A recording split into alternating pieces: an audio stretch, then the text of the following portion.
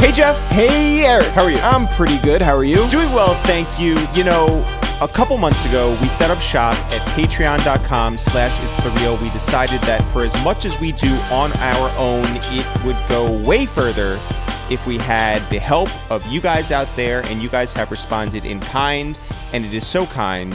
Thank you very much. Shout out to everybody who has pitched in for $2 a month or $3 a month, all the way up to $10, $15, $50 a month. Shout out to all you guys who believe in the future that we are building here. And we had these grand visions in this pre-COVID world of how we would deliver some gifts back to you guys. Yeah, and none of them make sense anymore. But well, yeah, because we wanted to like invite people over to the house. We wanted to have them experience, you know, an interview with Jim Jones or Cameron or Bun B or Freeway or whoever. Can't do that now. Not happening right now. No. We wanted to do things. I mean, maybe we could have people stand in like the alleyway and sort of look in the window. We could do that. We could do that. Listen, no bad ideas anymore, right? Yeah, we're just throwing out all good ideas. But I think a better idea, a more interesting idea than having people stand in our alleyway for an hour for a phone call they can't hear through the window, might be that you and I have a battle of wits, a battle of with the shits, a battle of AKAs.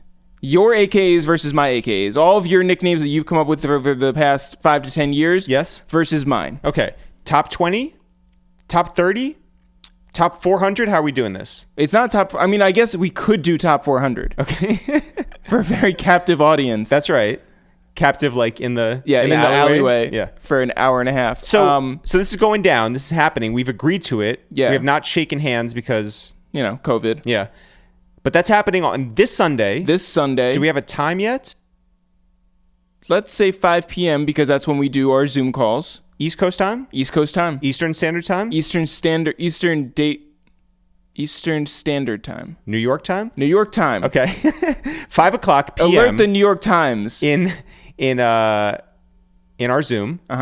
You can get the information by signing up at patreon.com/itsthereal. Yeah. We're only doing it for people who sign up for Patreon. Okay, so anybody who contributes to this thing of ours. Yeah. Ours. Mm-hmm. The greater hours. The greater hours. Will be able to be a part of this thing on Sunday at 5 o'clock Eastern Standard Time. I don't know where we are in terms of daylight savings right now. Whatever 5 o'clock is in this, you know, where we are right now. 5 o'clock to you? We're not debating the definition of 5 o'clock. Does time matter? No. Yeah. Whatever this is, that's what we're doing. Okay. See you on Sunday. Jeff was on the podcast today. On the podcast today is Mozzie. Mozzie. The West Coast legend. Beyond Bulletproof is the album. Look out for his new music now. Shout out to Too Short. Shout out to everybody on the West Coast, the Bay Area, all up and down the coast. Man, first time talking to him. A lot of energy. So much energy. Sounds so much like a typical guy from the Bay. All the language, all the energy, all the attitude. Just great dude. Really happy to talk on the phone with him. And hopefully we can link up with him in person on the other side of this. Jeremy Karelis is on the podcast. Okay. So Jeremy Karelis, Los Angeles... West Coast legend? West Coast legend. Okay, although he's from Boston. Yeah. And we talk about Dunkin' Donuts. We talk about Big Papi. Yep. We talk about Home Depot. All the things that you would want to talk to a Boston/Los Angeles legend about. Was it Home Depot or was it Lowe's? I don't know. Either way, Jeremy is very, very, very into woodworking, maybe metalworking. It's interesting that the first two people we talked to had terrible things happen to them today. Which you can find out in the beginning of each of those phone calls. And then we had Maxo Kream on the podcast, who only did terrible things to anybody who came across him in Grand Theft Auto. Yep. Very different. It makes for such an interesting conversation. Maxo is one of a kind. Go back and listen to his full episode of Waste Time with It's The Real. A dynamic personality, a fantastic artist. It is always a pleasure to link up with Maxo. Shout out to Ezra. Shout out to the whole team. Rock Nation, everybody over there. Yep. But Jeff, first, we're going to get on the phone with Mozzie. Pew, pew, pew. Pew, pew, pew, pew. That's a weird ringtone. Pew. E-Money. Mozzie! What up? Man, what that shit do, gang? Mozzie, how is your day going so far? Platinum. This the platinum edition. Every time I wake up with $1 million in my account, man, I can't complain. No, why would you? Yo, but your car just got fucked up. Fuck my whole life up, brother. Wait. What exactly happened with the car? I missed out on all this. The car, I was on my way to come over here so I could do the interview for y'all, and I was rolling up some weed. I got on the freeway, rolled up some weed, and as I was getting on the freeway, the curb, I hit the curb, and it just scratched the four Giottos. And you know, when you scratch the autos, But I didn't only scratch it, I dented it and everything. So, you know, that's a little minor headache. Fuck. Wait, are you doing this, like, interview on the side of the road at this moment? Nah, I'm at the studio. I made it to my destination. There you go. Wait, were you the only car on the road? Nah, it was hella cars on the road, but it was just a little scrape. It wasn't. I didn't go flat or nothing. I just scraped it. And you know, it's they what you call them, Davo, when the lips stick out? Oh, they deep dishes. Yeah, they deep dishes. Like so the you pizza. Know Yeah. Yeah. So it I usually just call it a camel toe. A camel toe, man. Come on. Scrape the fuck out of it. God so, damn. You know, I got Barbo, and the crazy part is I just got it fixed. It cost about like $1,500 for him to sweep through and fix it, fix all the little scratch and dings in it. And here you go again. Yeah, here I go again, and it probably cost me a little more because I did a little more. It's a little more severe. But I'm here. What was it like when you took your driver's test the first time? Did you pass? Not the first time. I didn't pass the first time. I think on the written, I failed 2 times, and then on the actual driving test, I failed 2 times. My grandmother took me both times. I was hella motivated because she was gonna buy me this little brown truck, and then you failed twice. I failed twice, and I was trying to get it at like 16 and a half. I think I didn't get it till I turned 17. Does that mean that you had to rely on like one certain friend to like sort of drive you around, be your chauffeur for like a year or two? Oh yeah, for sure. I was 16 and shit, so I was a kid, and we was already buying cars. Little did she know, I already had a car tucked off, and then I bought for like $300-$400. It was a little Subaru, but you know, and we was stealing cars at that time too. So you know, we was getting around, but 16, 17, I think you still eligible to ride a bike without looking like a dork. Yo, what's that sound system sounding like in that Subaru at 16? Oh, that motherfucker barely worked.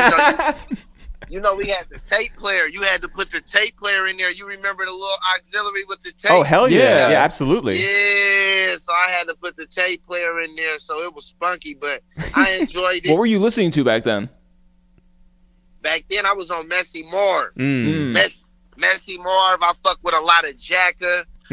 Rest in peace. Mac Dre. And then outside of that, outside of the area, you know, I was on the trenches. I was on my niggas, my peers. We was rapping it. So I became fans of my peers and some of the older homies in the hood like Perkzilla Snubs, Lil Nick, you know what I'm saying, me, Stacks. It was just, you know, people who I seen every day and that I knew that actually live everything they was hollering. Yeah, so I mean, like, you know, flash forward like 20 years or so, like, how did the Too Short collab come about? Too Short, big dog, yeah. Man, that's the fella. I function with Short heavy. I love his consistency, man. He been at this shit for a minute and he's still at it. So, you know, I'm purely motivated by just his marathon and this shit. But me and Young T.O. put a track together, and you know, my management, he was like, I hear Short on this motherfucker. I'm like, tap in with brother, man, see if we can get him on there. And he blessed it. And I think that nigga had the best verse on that motherfucker, if you ask me. Yo, you know, we've seen your name for the last like 4 or 5 years really out there, right? But when you were like coming up, how quickly did you sort of assimilate to the Bay Area sort of rap community? Like were there people who were like excited that you were coming up, or were there people who were sort of like apprehensive? I think they was excited. The whole area opened up. They opened up with it was love. It was like open arms. it's like they received me with just so much genuine love, man. All of them, even the ones that I don't fuck with to this day, man. They even the ones that I don't fuck with today, they was functioning with a nigga heavy, man. It was purified love, and ain't no way I could smut that. I mean, you know, before prior to me really cracking open that market, I was in San Quentin. So I was in there with a lot of area niggas. And just from, you know what I'm saying, the admiration I was getting in there and the love and the notoriety, it was like, oh, it was crazy, because these people from, you know what I'm saying, an hour, 2-3 hours away from me, and they fucking with me. And so, you know, I'm just gratitude, a lot of gratitude, just thankful. Grateful. We're very close with the Locks. They always told us that they're big fans of you as well. So, like, tell me how that relationship started. Man, straight up off the dribble, you know, I get high. That's my shit. I remember that vividly as a kid. And then, you know, Kiss, I remember that Why with Anthony Hamilton, one of my favorite songs outside of the gangster shit. But you know, that whole culture, even the DMX nigga, the whole culture. But with I think I locked in with Jadakiss through Trey the Truth. You know, Big Bruh Trey the Truth. Yeah. He always anytime he can throw me an alley-oop, he make sure he live that motherfucker. And then you know, Styles P, I don't remember exactly how we locked in, but it was love, man. You know, I still look up to them niggas to this day. You know, it don't matter. I don't give a fuck how big I get, how successful I am. It's, you know, I'm connected to my childhood and my roots, man, and them niggas played a big part. Yeah, I mean, like, they're just like real dudes. And so, like, I think that, like, real recognize real, obviously, and so, like, you know, it is only natural that they would that you guys would all connect. For sure, most definitely. Shout out to them. Yo, Mozzie, right now is a time in the world where there's a lot of people who are reconnecting. You know, people have found that through Zoom or FaceTimes, they can have that human connection, even though people are staying mostly at home. Have you gotten any phone calls or FaceTimes or, you know, correspondence from people who you definitely did not anticipate hearing from? Nah, not yet. Not yet. I mean, besides us. I was waiting on y'all call. I ain't got no significant call from, you know what I'm saying, I ain't not yet, man. Everybody who I've been talking to is the same people I usually talk to. My circle's smaller than a dot, and I like to keep it that way, man. I'm really weird with the phones. I don't answer my phone. If I don't know the number, I don't answer that motherfucker. I'd be scared. I'm superstitious about it. I turn that motherfucker off when I walk in the house, man. I'm just real weird with the phone. So even if somebody did try to call, they probably wouldn't have got through. But well, what's the best form of communication if people want to do business with you? How can they track you down? They got to call management. That's another reason why I'm weird with my phone, because my heart is so golden. So if somebody called me and, you know, they want a verse or something, I don't know how to tell them what I charge. I don't know how to tell them I need 20,000, 15,000 a verse. It just don't feel right. You know what I'm saying? So that's why I send them. I make sure that they go through management. That way they be able to negotiate. I'm not a good negotiator. I couldn't sell weed when I was a kid because I was plugging niggas too much. I want everybody to be happy. I want niggas to feel blessed when they leave my presence. And so, you know, I'm not too good at negotiation, and I leave that up to the management squad. Yeah. I know you said you're weird with your phone. What apps are on your phone? Do you have any? I got all type of apps on the phone. I fuck with the phone, the actual phone. I fuck with. As far as talking to people and, you know what I'm saying, me texting back, I'm kind of sloppy with it, man. I really don't, you know, I probably won't get back to you, but when I see you, it's love. It's love in the purest form. Every time I see, or when I do answer, it's love in the purest form, man. You feel me? And I just like to keep it that way. Given that the world is so just sort of fucked up right now, what's the biggest change that this has brought to your life in the last 40 days? I ain't seen no cash. I ain't seen no cash money. Yeah. You know, I'm used to getting a lot of verses where niggas pull up with a bankroll. I've been seeing a little bit, but I ain't seen like I be seeing it. Shows When niggas make that deposit for them shows, I ain't talking about my account. My account's still going brazy. Chase account, nigga, Wells Fargo's. Yep. All them niggas, they going brazy. But I'm talking about that cash, just bringing in that cold cash, man. Them 20s and let my daughters thumb through it. Yeah. It kind of shriveled up on me. I have this like idea that you're home, and instead of like doing Zoom teaching, you're just teaching your daughters like how to count from actual cash. Yeah, I just give them the money. I let her thumb through the money, man. I try to make it realistic for them, cause I'm raising young bosses, and so she eventually, as she gonna have to thumb through the money. We do the extra curriculum too. You know, we get on that. What we got? I forget what it's called. What is it called? It's not Zoom. It's damn, I forget what her program called. Alexia. We get on that Alexia. You know what I'm saying? It's on the iPad, little programs for the kids that all the schools recommend. But we get on Alexia and we go brazy. You know, I let her knock out a good amount of lessons or whatever the case. But I also like to make up my own shit just just so I can feel like I'm actually hands on. It's dope. Not just with society teaching her. It's not just with her teacher teaching her. I want to give her some actual game that she gonna be able to be like, nigga, my dad taught me this for sure. That's fire. What was your like favorite thing to learn when you were growing up? My grandmother, she was strict on me. She used to tweak, and I think my favorite thing was words. She bought me an encyclopedia. I don't know how to spell. I never won a spelling bee. I don't know how to spell to this day. I don't give a fuck about spelling. But one word I do know how to spell is ENCYCLOPEDIA, encyclopedia. Mm-hmm. She gave me an encyclopedia when I was a kid, and I was fascinated with words off the dribble. She'll play, you know, speeches from Martin Luther King or speeches from Malcolm X on the VCR, and you know, I was just fascinated with the way they captured crowds with their words, like how people you know, just like idolize them off of wordplay. And so you know, that was my favorite thing growing up, was just learning new words, tweaking on words, learning how to put them together, learning how to tweak them and make them rhyme, and you know what I'm saying, me just making everything, just bringing everything in sync. Yeah, I mean, like, so, you know, I feel like the history of Oakland is so rich, and you know, with the Black Panthers, and like there's a lot of stories that come out of Oakland. I don't know too much about Sacramento. What is the Black history of Sacramento? Sacramento.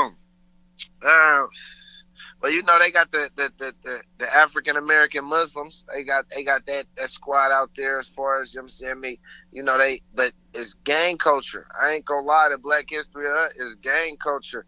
It's I don't know too much about what we had to endure in Sacramento. I know it was early on. I was taught that it was a racist city, probably, or very strict, just based on it's the capital of California. And, you know, I know they laws, as far as, you know, the way they treat us with the gang enhancement, and how they lock us in at 18 on probation and never let us go. And so it was that's the way I seen it, because I was heavily involved with the politics versus, you know what I'm saying, the history. I was just more involved with the actual politics. So I just, everything that I endured firsthand, I don't know too much about what we had to endure early on in Sacramento, but, you know, I could just tell you about what I've actually endured. And, you know what I'm saying, that's the perception I get from it, is just being a strict city, lightweight racist. I don't really consider it racist until you go deep down south and you see how they operate. Then you be like, we really ain't racist. But early on, this is how I felt. I just felt, you know what I'm saying, it was a racist city, and you know, it wasn't too many chances nor opportunities, and I felt like it wasn't, as far as the music was concerned. You had to go to the Bay Area to be a part of a music scene. You had to go to LA to be a part of a music scene. I feel like the people who was before us, you know what I'm saying, they didn't put in enough groundwork in giving back. I feel like, as far as putting others on, not necessarily enough groundwork. They did an amazing job in the way they represent Sacramento, and I'm thankful for them. But I just feel like they didn't put enough groundwork in giving back and giving others an opportunity, as far as musically or artistically or etc. What was it like the first time that you heard your music on the radio? Like, what did that feel like? And where were you? It felt like an M. It felt like an Emberly, a million. You know what I'm saying, me? It was damn near the same feeling. I ain't gonna lie. When I got that M, that was a totally different feeling. But nah, it was crazy, man. It was unbelievable. It's like, nigga, mama, we made it. It's that mama, we made it. It's like the dream is actually, it's crazy because you cultivate something for so long. And, you know, you just nourish it. And you see it actually get the blossoming. And it's like, damn, this shit finally working. Like, you know, we prayed on it. We prayed for this. It's like and now shit is just, it was crazy. I couldn't believe it. I felt like I made it. It was like signing a deal or something. When you say when you're like, yo, we made it, and this is, you know, for the royal we, who are you talking about? Oak Park. I'm talking about Oak Park. This is a dream we all shared. I got people doing life right now, 40 years and elbows and things. And, you know, this is the dream that we shared together coming up, my peers. The homies that's a little older than me. You know what I'm saying? We was dedicated to this. The same way we was dedicated to banging, we was dedicated to this. We was dedicated to getting up out the trenches and being able to double back and drive what we want to drive and live how we want to live and put niggas on so they can go put they niggas on. And you know what I'm saying? It was just making it all worth it. I mean, we lost so many troops in the field. You know what I'm saying? So many people doing time behind this culture that we live in. And, you know, I just feel like it was all for nothing if nobody was here to tell the story, man. It was all for nothing. It was, you know what I'm saying? I feel like it was just in vain. Well, I mean, like, who was the first person that when you were growing up, you were like, that person has made it? Like, who's the first person you really looked up to like that? First person I actually looked up to growing up, like that nigga made it, my Uncle GP. I got an Uncle GP. He from Sacramento. He got out of the pen after doing 10 years, and he went straight to work. And he put me on his album when I was 14. And Death Row was interested in signing him, and they sent him a Death Row pendant. And you know, this is, you know, and my whole family is big on Death Row, Tupac alone. And so, you know, that was big. And, you know, he just a gangster getting out the pen. And I'm watching him come home, start from nothing, starting a little bucket and a flip an expedition and put it on Dubs and drop a new CD and put me on there. I was running around school with a CD and a plastic wrap cover. To have a hard copy CD plastic wrap at 13, 14 was big. I was in middle school passing that motherfucker around, telling niggas to listen to number 14, nigga, the last verse. I'm on there going crazy. So that was the first person that I felt like made it. You know, I seen him do shows. He was getting paid for them. He was getting verses with all the big dogs, such as the Yug Mouse, Messy Mars, the 64s, and you know, it was crazy. The Mac Dre's, the Keep the Sneaks. Yep. So yeah, GP the Beast, my uncle. That was one of my biggest inspirations. So what does it mean to go from that kid in those high school hallways of 14 to now with Beyond Bulletproof? Who are you in 2020? 2020. Oh. Beyond just like a guy on the side of the road with a dented, you know, deep dish. Yeah. Nah, I'm so much more than I was. It's crazy. I'm so much more than I was. I have so many responsibilities, man, that I'm dedicated to nowadays. You know, I just dropped a song. It's called Boys to Men. And that's the best way to explain it, man. Boys to men. You know what? It's crazy. My thinking was crazy back in the days. I risked my life for so little. I sacrificed so much for so little. And that's just the thinking of a boy. That's the thinking of a boy. Now that I'm a man, I understand that, you know, I got to be here for my girly face gang, for these little girls. I got to be present. And if I'm not present physically, you know what I'm saying, me, due to whatever, however nature run its course, I got to make sure I prepare for them, for their future, you know, futuristically. I got to prepare for them and make sure they platinum, or, you know, they got it a little, I got to make sure I provide that cushion You know what I'm saying? Something for them to fall back on if it gets spunky, or, you know, that good game. I got to put that out there, man, for them. So, you know, if I'm not present, they could tweak on that. But like I said, man, it's just boys to me, and I got to be here for my family. I got to make sure I'm one of the biggest soul providers right now. And, you know what I'm saying, I got to make sure they platinum. And, you know, I just got so much more to accomplish, man. And I just feel like, you know, the risk ain't worth the reward.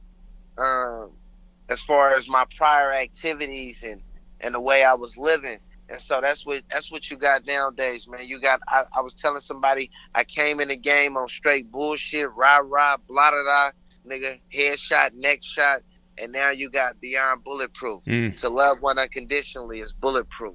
And so, you know, it's just a lot of growth, man. It's a lot of growth, and I'm actually excited about the man I've become. Well, that is the best. So shout out to you, Mozzie. We're sending all our love out to you. Congratulations to you. And, you know, hope that we can see you when this whole thing is over. And we look forward to all the new music on the way. Be well, take care, and hope that deep dish gets worked out, you know? Nah, you know I'm going to get that deep dish worked out, man. Appreciate y'all like a motherfucker. G-O-D. You know I'm going to pull up on you, blow down on you immediately. There you go. Yeah. Beyond bulletproof. And now, Jeff, let's get on the phone with Jeremy Karelis. We should do ringbacks. Ba-na-na-na-na. Bam, bam, bam, ba-na-na-na-na. Da-na-na-na-na. Hey, dun, dun, dun, dun-na-na-na-na. Hey. I'm going to have to ask Jeremy what that is.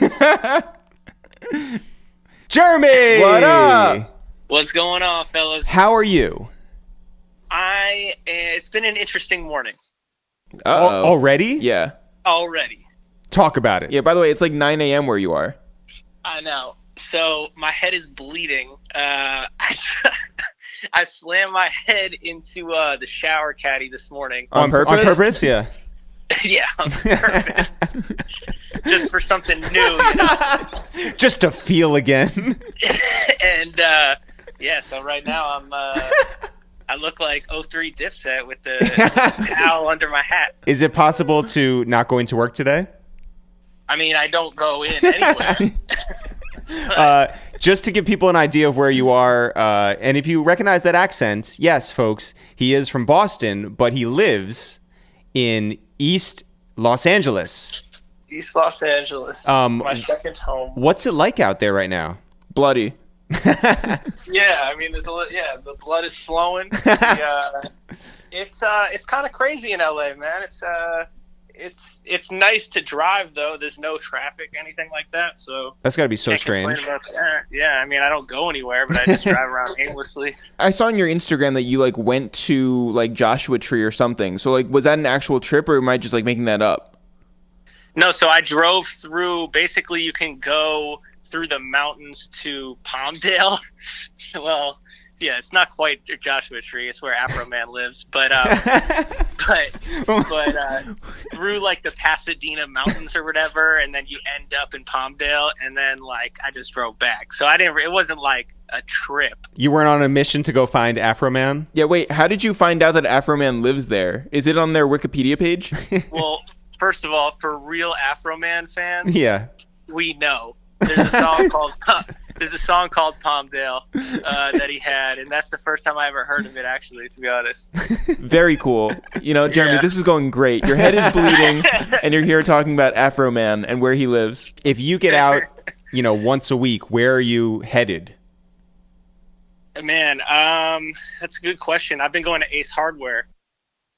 For Band-Aids? Yeah.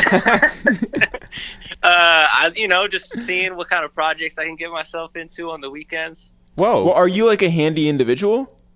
I'm not. I'm trying to be, but so that kind of ties into me slamming my head into the shower caddy because I installed these like really strong shower caddies. Are they made out of wood?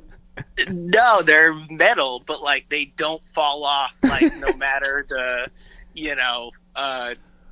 When you slammed your head into it, were you testing that it wouldn't fall off?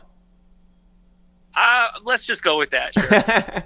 Okay, you go to Ace Hardware. You're looking for a new project to work on. Are we talking like woodworking? Like you're going to do like metal work? What kind of? Mostly stuff around the house, I'd say. Like getting a drill. I got a new hose to clean off the front stairwell to all that type of stuff. Just cleaning. I love this. I love this new side of Jeremy. Yeah, wait, Here's the thing, man. They don't think Jews can do this type of stuff. And you are about to prove them wrong. Or right. I mean, you just slammed your head into a thing. Wait, are you looking at like YouTube for inspiration? Man, I mean, listen, I'm a beginner, guys. Like, I'm starting small. I'm not out here like I'm gonna build a car or Jeremy, if you could pimp your ride in one way, what would you do? It has to be the car I have now.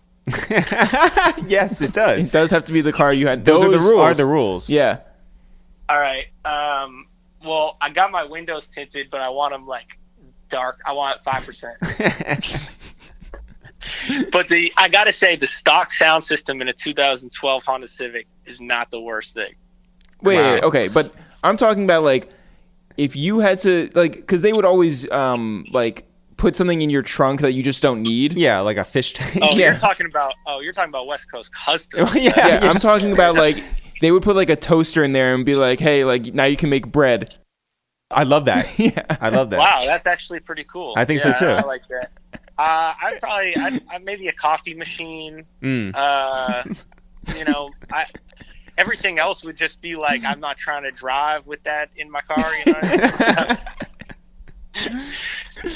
Yeah, you would want 16 TVs. Yeah. You would want a paint job outside that's sort of somewhat. I mean, they did candy paint. I want candy paint for sure. Yeah, but candy paint mixed with Big Poppy, Yeah. Yeah, sure. Oh yeah, you're from Boston. Let's really Boston your car up. Yeah, so you get the That's dunk. like some shit they would do. I'd be so mad if they did that. They're like, let's Boston your car out. And come on, put man. 3 Dunkin' Donuts employees in your car. Oh, if I had the Dunkin' colors. Ooh. That would be fire, though. Just for the record, did we or did we not, with our friend Justin Fleischer, talk about the Dunkin' Donuts sweatsuits that they were selling on the Dunkin' website? Yeah, I gotta say, and I hope they hear this. Y'all gotta tap in with me before you put that out because they sell out like crazy. Yo. and they're fire. I don't care if you like Dunkin's or not, they're fire. A lot of people know you, Jeremy, for your ear. I think a lot of people respect you for the artists that you have helped put on through the last decade. When you think about growing up in Boston and you think of the Boston scene, how different is it now, and what do you want to say about the effect that Purple had in Boston over the last decade or so? Oh, I'm loving it. I think that there's so much talent in Boston now. I think it was always there. I just don't think that people thought they could do anything in that city because there's a stigma of it has to be boom bap, it has to be throwback 90s, it has to be all these things. And I think, around 2012, 2013, things started to turn around and people felt more comfortable, making the art that they wanted to make. And, somebody asked me the other day who my favorite artists are in Boston, and I just couldn't shut up. There's so many that, it's great to see. And I think that people are feeling more comfortable as themselves and putting their art out there. Do you have a certain need to make sure that Boston run continues? Wherever you go, do you suggest Boston artists to people who will listen? Yeah, I'm damn near about to get fired for bringing up too many artists. I've stopped saying where the artists are from if they are from Boston, just because I want them to take me seriously. You know what I mean? Wow. Yeah. So.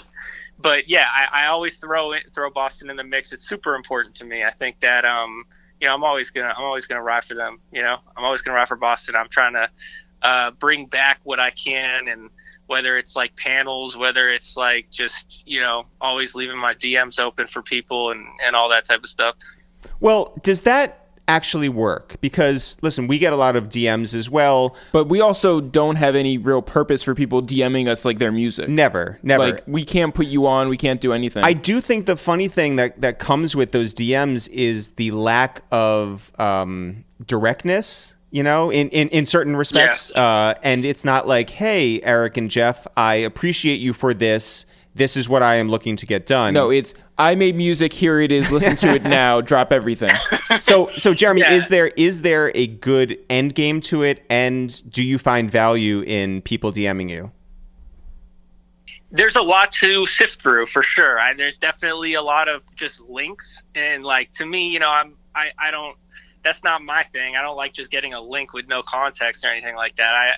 So I kind of ignore those and whatever. But like, if somebody's like, hey, Jeremy, like, and they start off like in a nice, just respectful way, I'm gonna hear them out. Yeah. And I've definitely, come across some good stuff, and from people I've never heard of, from people that they're like interested in getting in the industry and don't know really how to within that city or whatever. And I'm always down to, to lend an ear and to give advice if I can. I mean, shit, y'all did that for me. Yeah, I mean, well, yes. Talk about that, Jeremy. That's why we brought you on the podcast, to talk about me and everything I've done for you. Right. Jeremy DM'd Jeff and said, hey, listen to my music. And Jeff said, and then I said I will drop everything. Yeah, absolutely not. But Jeremy, what was the first concert you went to in Boston?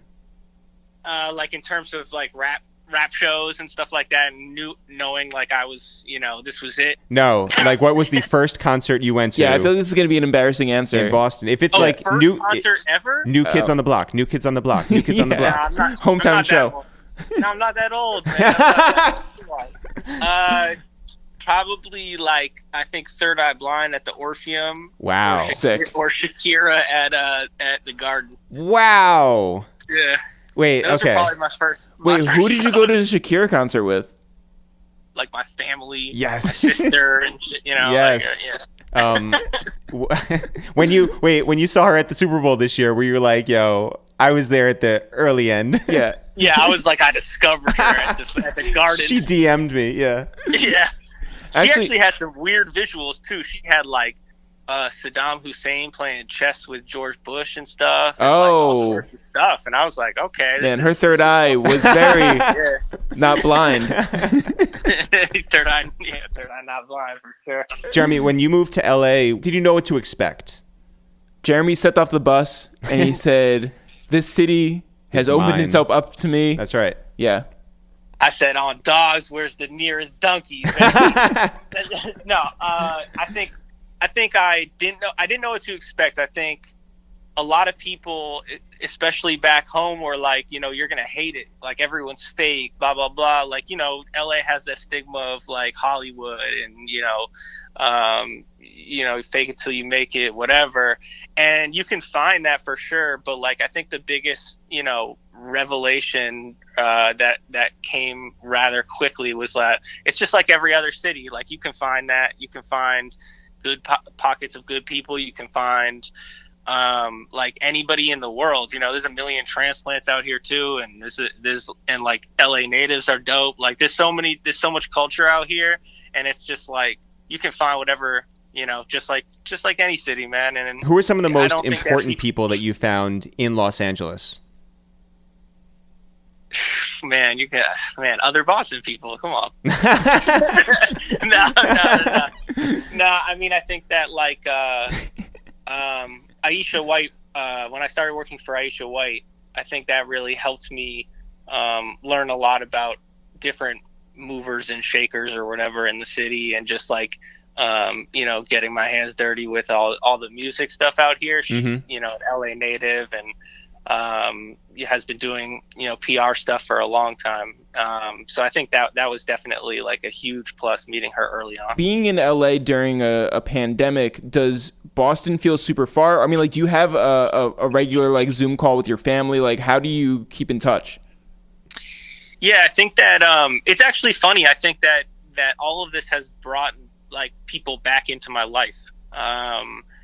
I've been talking to some high school friends and stuff like that I haven't talked to in 4 or 5 years, but because everybody's at home, everyone's on Zoom or whatever, I feel like that's kind of just, hey, you guys want to, chop it up, see, even childhood friends, people that I haven't seen in 10 years, 10, 15 years, it's definitely been interesting that it's brought people closer together because everyone's kind of freaking out, everyone's freaking out together. It's something that everyone is has in common right now. You know? I am just doing the math real quick. Mm-hmm. No, I know I said 10 years. Jeremy is 23 years old. Well, he saw Shakira back in 1996. Yeah, I know.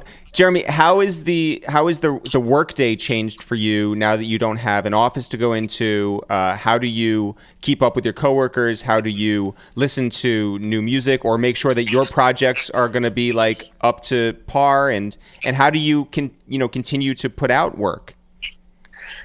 I think that for the most part, the biggest thing that's changed, other than seeing people in real life, is I'm not in the studio or anything like that, so I can't hear anything at the level I want to hear. But I always go, if there's something that I need to hear for quality or whatever, I'll just run out to my car and kind of sit in my car and just listen to music. Mm-hmm. And we're constantly talking all day, and we're on Zoom a couple times a week, and making sure that everyone's rollout is up to par with what we can do, and even just coming up with new ideas during a pandemic, how do we continue to push music in a meaningful way without all these things that we're missing, like live shows and in-person press and stuff like that.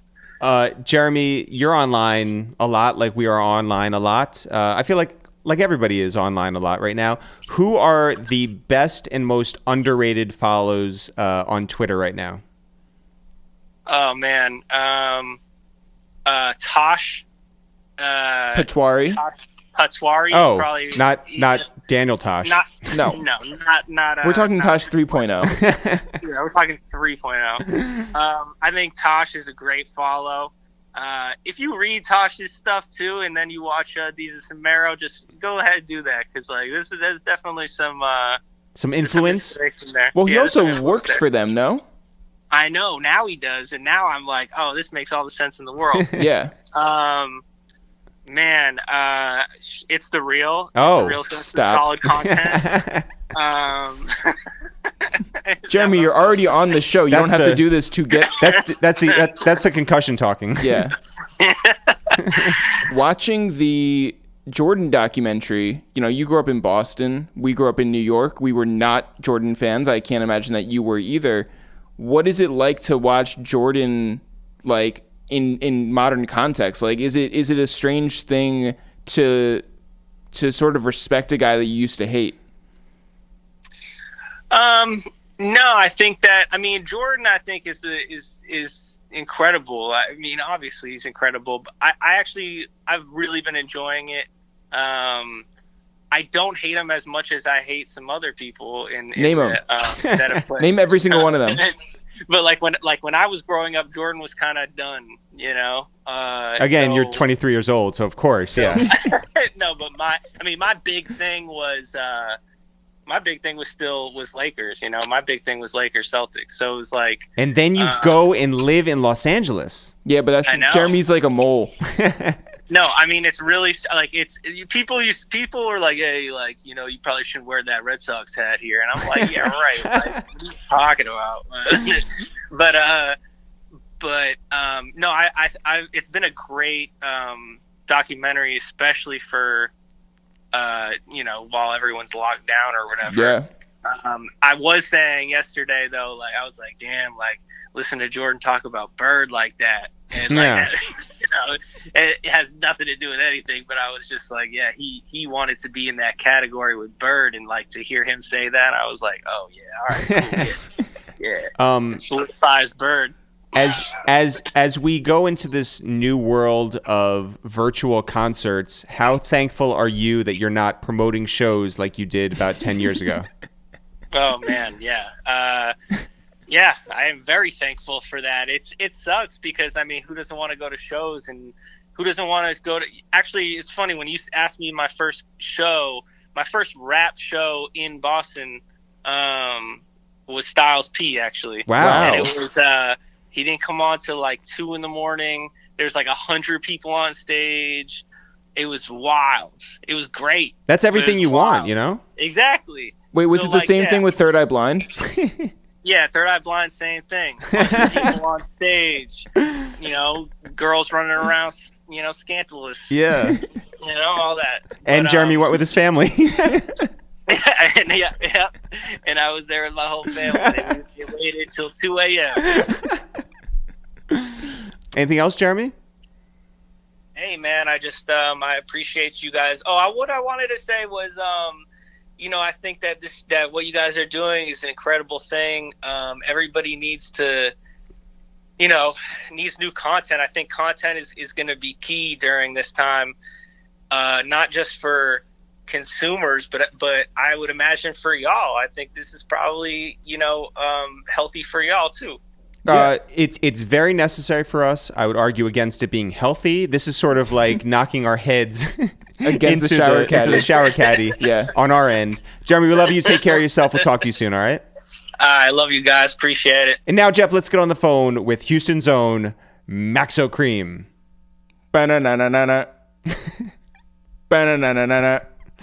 That makes sense. Ba-na-na-na-na-na. Yo,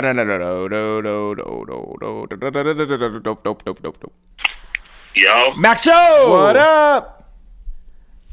What's the word? What's happening? How are you hanging in? I'm cool in court. I'm trying to quarantine, playing Grand Theft Auto, eating Doritos. You feel me? Listen, when you were up here for your full A Waste of Time with It's the Real interview, you talked about your shoe collection and how extensive it is and how hard it is and how many shoes you have in your crib. So that begs the question, if you're in quarantine for this long a period of time, are you switching up your shoes every single day? I'm not even rocking shoes. I'm rocking these little flip flops around the house. That's it. Yeah, I'm trying to keep everything dead stock because I just tried to wear some of my shoes from back in high school and they crumbled on me. Oh, 5 red 5s. Damn. Like, I was looking like Calvin Cambridge in Mike Tyson. Wait, you were wearing them from the couch to the fucking kitchen? Nah, I tried to go play. So look, did not work out. On the basketball court. Like in Fifth Ward, Houston, that's still open because all the basketball courts closed. Yeah. So we had to hop the fence, do all that shit. Damn. Ran like one game of 21. In the middle of 21, whole shoe come apart. Oh. You were like Zion. Is a regular day for you right now even regular anymore? Like, how has life changed over the last month? I wake up, smoke a blunt, kick my bitch out, play the game, eat some food, go to the studio, smoke again, go to fucking sleep. Is there anybody at the studio like with you, or are you just like going solo? Like how is your recording process like? I still move with like my little brother.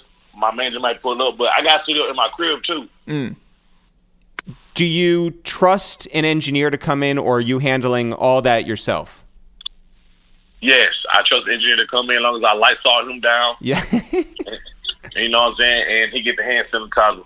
So have you gone to the store and bought out all the sanitizer you can and all the gloves and all the protective things that you need? I'm not going to hold you. I still got so when I moved into this crib in December, I bought a big ass thing of hand sanitizer and I still got it. Same one. I just hate it. I just keep it inside my room. So I got a big ass thing of hand sanitizer. And then I make sure my assistant bleached the whole house. Were you a germaphobe before all of this? Were you mentally prepared for being afraid all the time of germs? Hell no, I was not. I wasn't no nasty ass nigga, but at the same time, you know what I'm saying? I wasn't just like super duper, you know what I'm saying, COD. That wasn't me. I mean, the thing is, there's a whole spectrum, right? Because there are people, obviously, everybody washes their hands. Well, maybe not everybody, but everybody should wash their hands. Right. But there are also people who wipe down everything. There's people who get on the who got on the planes before any of this happened, and they brought all the Lysol, and they brought like sprays, and they bought gloves to wear on the airplane. That was not you. That wasn't me. Crazy. If you're not, throwing on a new pair of shoes every day just to walk around your house, are you even getting dressed up, or are you just keeping it all sweats? All Nike Tech suits, all Warren Lotus Tech, like, you know what I'm saying, like top and bottom units. Like, I'm mad cozy, but like, even like, you know what I'm saying, I know on my gram, you might see me in mirror jeans, Balenciaga, you know what I'm saying, when I pop out, I'm a Nike Tech suit type nigga. Like, I probably got 20 Nike Tech suits, so I just rotate those. Are they all different colors, or is it just like black every single day? All different colors. Well, shit, I got like some all gray, all black, and I got like a black and gray. I got a black and white, and I got like a purple, then I got the red, and I got the red and black, and I got the black and blue. I got hella colors. Are you looking at them right now? Look, listen. My Nike Tech suit collection is crazy. Yeah, apparently. Yo, I could listen to you talk about your Nike Tech suits this entire time. You sound like a Nike salesman. Yeah. Man, Nike need to go ahead. You know, I did something with Nike, though. Me, Nike, and Foot Locker dropped the Air Max 95 in Houston. Yeah. We did that. But, man, they need to tap in and, go ahead, come on with it. What is it like in Houston right now? Are people, like, taking this seriously? Are they staying? Like, obviously you were talking about, like, the courts being closed, but are people staying indoors, or are they still moving? Man, it depends. In my hood, niggas moving around. Niggas ain't listening to that shit, bro. That's fucked up. Like, in my neighborhood, like, 'cause I stay in the suburbs myself, but, like, in the hood I'm from, niggas ain't listening to that shit. Niggas is still on the block in the hood. In the suburbs, you might see somebody walking their dog or doing a jog, but nothing too much. Yeah. I mean, not to get, like, too deep, but, like, I just want to know, like, the scope of it. How many people do you know who have gotten coronavirus? Man, don't know anybody, for real. I mean, I know Slim Thug. Yeah, I know right. Scarface. Yep. Yeah, like, here in New York, it's just, like, we know, like, tons a bunch of people. Yeah. Right. But I ain't gonna lie, I think niggas out here got it, we just don't know. Yeah. Like, niggas not going to the doctor. Niggas so asymptomatic, they don't give a fuck. That's the really scary part. The people who are asymptomatic. But that's the worst. But look, that's the worst. So that means you spraying it, you have no concern. You don't give a fuck what's going on with other people. But the next person might not be asymptomatic. You feel me? Yo, so Maxo, we got the distinct impression when you were here that you're a leader, right? You know how to, like, take charge, and you know when to say something is not right. If people in your, like, circles are outside and they're not, sort of abiding by, like, common sense, are you gonna, like, pull them aside and just be like, yo, like, get inside and, like, stop fucking up? Yeah, but I'm not gonna pull them aside. I might send them a text like, hey, you dumbass nigga, you gonna die from corona if you don't go in the fucking house. Stupid. Like, what the fuck? While you've been inside, have you been, like, killing time by watching movies or going through Netflix? Wasting fucking time. Oh. Wasting fucking time. But now I've been doing a lot of recording, but everything I do is educational. Like, so, it's these interviews. Like, so y'all know what Skid Row is, right? Yes. Yeah. In Los Angeles? Right, so, yeah. So, it's these interviews called Soft White Underbelly. And, like, they get the most, like, gruesome interviews. Like, it be ex-crackheads, ex-terror addicts, ex-gangbangers. But then, like, they be having shit like ex-mob bosses. But I had to stop watching it because I was watching one, and one of them said ex-rapists. I'm like, oh, fuck Jesus. no. Wait, so I ain't with what do you get out of those? What do you get out of that programming? Man, shit, you know what I'm saying? I just lost my brother. Yeah. So you know what I'm saying? Like really losing my brother made me realize, like, you know what I'm saying? Like, that's the worst pain on earth. So when other people lose, like usually, like, if, like, it's an opposite somebody I don't fuck with, I'm like, fuck you, you could die. But losing my brother got me looking like, nah, bro, death hurts so bad, you don't want that pain on nobody. So like, now whenever somebody died close to me, or like, let's say I got a partner, right? His son just died. I feel his pain because I just lost my brother, so I try to be there for him and bring him up. And then, like, so on the episode of the interviews, this is one dude, they got like half his head blown off with a shotgun. Jesus. And then he talked about his whole story, and at the end of the story, he said, you know what I'm saying, he blessed to be alive. God is good. And this is a man that got half his head blown off, half his brain gone. He got to use the back of his brain. So it just let me realize that, you know what I'm saying, I'm blessed. No matter what I'm going through, just stay strong and stay blessed. So that's what I get from those interviews. Plus, it's good topics for music. I'm a storyteller. Yeah. They tell a lot of stories. You know what I'm saying? They paint a lot of pictures. So, you know what I'm saying? It's good exercise for my next tape coming up. Max, so first of all, rest in peace to your brother. I've been thinking about you this past month. I hit up Ezra, but I was wondering, what is it like to grieve in quarantine? Like, you know, you're around like your small team, but like, it's got to be a lot of alone time, right? And so, like, how are you doing with all of that? Shit, you know what I'm saying? It give me a lot of time to think, but at the same time, it give me a lot of time to, like, you know what I'm saying, realize the good that could come from this and what I can do and flip it, you know what I'm saying? Like it really gives, like, my family time to grieve. Yeah. And not deal with the real world. You feel me? Yeah. So, like, everything had to stand still. Instead of, like, if everything was still going on, like, if I was on, like, tour in Australia and got that news, that would have been fucked up. You know what I'm saying? Yeah. Yeah. So, at least I'm here to, like, you know what I'm saying, come from my mom. Shit like that. But, yeah, this Corona shit, like, doing a funeral in Corona got to be, like, the worst shit on earth. Having, like, a Zoom conference for the funeral is just, like... It's sad. It's inhumane, you know? Maxo, when you were up here in New York for your album release, it was at the 4040 Club. We came through, and a bunch of people were there. J. Cole was there, which is really cool. But your label fully came out and represented, and obviously, like, Jay Grand, who's the best, was there, and everyone was in full support. That's what a major label should do, right? We expect that. That makes sense. When you have a family member pass, when you have, this pandemic that goes on, what is the involvement of RCA in your life these days? I mean, RCA is RCA, you know, they there, you know what I'm saying, they're there to come for me. But, you know, Rock Nation, you know what I'm saying, they stepped up, you know what I'm saying, shout out Rock Nation, shout out Hov, you know what I'm saying, they stepped up, and you know what I'm saying, they helped me out with my brother's funeral. That's awesome. Yeah, that's really good. That's above and beyond, you know? Yeah, but shit, it wasn't even really, because, like, you know, it was Rock Nation, but at the end of the day, it was really Hov, you know what I'm saying, me and Hov got a good relationship, you know what I'm saying, so.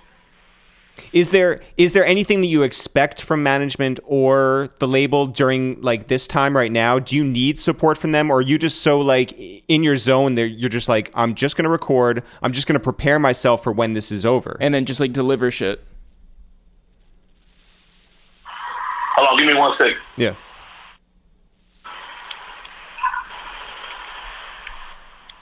Hold on, I'm on Grand Theft Auto. I had to kill somebody.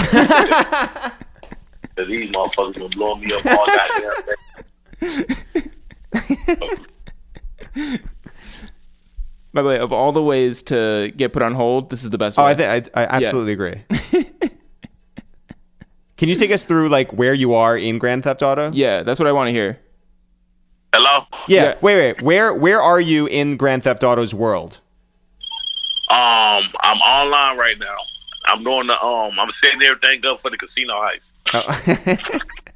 And how many strippers have you killed? Shit. See, so during the quarantine, I had to start over because I moved from LA back to Houston. Yeah. So I lost a lot of shit, but like recently, I ain't really been focused on no prostitutes on here. Oh. I ain't been killing no bitches. Yeah, I guess I shouldn't say strippers. They're really sex workers, and we support them. That's right. Yes. Yeah. Maxo, do you expect anything from the label or management right now, considering that you are recording and planning, and do you have a plan moving forward? Do you need anyone to sort of co-sign that, or is it just like your mission right now just to do you? Really just to do me. I don't really depend on the label for shit, except for when the tape ready. Like, that's good. Like, Brandon Banks is my first album with a label. I got like 6 other tapes independent. You feel me? Yep. So I know how to run the business. I know, like, everything. You feel me? Like not everything, but I've been doing this shit for a while. Yeah. You know what I'm saying? So I understand right now doing my process is nothing really for the label to do. I get my own features. I don't need them for the shit. Yeah. It's probably that's dope. Give me some beats, and when my tape ready, don't push back no dates. We lit. There you go. So you talked about moving from Los Angeles back home. If you were to go through quarantine in Los Angeles, how do you think that would go? Probably be even more weed. Yeah, but how do you? I got a girlfriend now, so shit. Shout out to her. Cool. But if I was in LA, I'd probably be single, so it'd be more strippers. There you go. Like more parties. I probably wouldn't even quarantine. I ain't gonna lie. Really? LA brings the dream out of me. Really? How did you come to like that conclusion? Man, I just turned up in LA. There's so much to fucking do. Like Houston, I'm from here, so I don't want to be local. You feel me? So I sit my ass in the house. I'm not from LA. I don't give a fuck. So I'm everywhere. I thought we were talking about Grand Theft Auto. I was just like, I was really I'm confused. About real life. Yeah, real life. Yeah. LA brings the demons out, you know? Yeah, it's demon time. Are you still doing online shopping? Are you going on like any of the shoe websites, StockX or anything? Are you still ordering in kicks? Man, I ain't gonna look at no clothes, but I was thinking about today going to cop some Warren Lotus, probably some Amiri. You know what I'm saying? Selected pieces. As far as shoes, I'm not buying no shoes. As far as designer shoes or sneakers, unless it's like a drop I really need, like DMP 6s or like those Dior Jordan 1s. You feel me? Shit like that. Like I'm really, like this year I'm not gonna cop nothing unless it's real hype DC, like some real hype beast shit. Yeah, and like once in a lifetime sort of thing. Maxo, not even just like the off white. Like I just cop the off white files. Like you know what I'm saying. If Travis drops them. Like, Travis dropped them yellow sixes, I'm copping them. You feel me? Well, he would probably send them to you, no? He do. But see, I still bought one. I had one to rock and one to stop. That's dope. Yeah. Who's somebody that's like... I'm going to support you. I ain't no broke-ass nigga. How long times I found out Travis? I'm waiting on my SBs, nigga. Listen, I'm broke. I FaceTimed this nigga Travis like 2 weeks ago. He even the same thing. I got you, bro. I got you. See your address, bro. I got you, bro. Anything you need. Well, I need my goddamn shoes, Travis. Yo, that's a pretty good Travis, by the way. Yeah, that was really good. When you need something in a pandemic, it's not paper towels and it's not toilet paper. No, it's Travis's. Yeah. Yeah. Yeah, I'm gonna follow no toilet paper. As long as I got some Travis Scotts, I'm good. That's all we can hope for. Did you see that Clark Kent, has been spending obviously all of his time at home, and he tweeted recently that he realized that he has way too many shoes and he does not have any need for that. Have you come to the same conclusion walking around, your home day in and day out, looking at all of these boxes of shoes? No, I walked around my shoe like I got some bullshit I need to re-up. There's a lot of shit I need to get rid of. Where are my Travis Scotts? Like, cause bro, okay, man, like shit, I graduated class in 2008. You feel me? Yeah. Mm-hmm. So, like, Sneaker Collective for me was like, oh, I can't wait for the Bread 11s to come out. Like I remember trying to get the DMP package, and just for the 11s, it was $900. I was like, I would never spend that much on shoes. Now, when shoes drop, if you're not spending $1,500 that week, you're gonna be spending fucking $3,000 next month, and next year $5 bands. You feel me? Mm-hmm. Like, this shit is crazy. And me, you know what I'm saying? I'm a super duper sneakerhead. Plus, I dress with my shit. So I just gotta just be on top of all the shit I need. You know what I'm saying? So are you saying it's weird now to actually wear shoes? Yes, bro. All this, yes, bro. They fucked it up. Listen, Maxo, we love you. Take care of yourself down there. Take care of all your family down there. Stay inside. Get your team to stay inside too, and hopefully we see you on the other side of this. All right? All right, that's a bit. Shout out to Maxo Kream, shout out to Jeremy Karelis, and shout out to Mozzie. Jeff, are we back tomorrow? We are back every day forever. As always, guys. Now for real. Sure. See you guys tomorrow.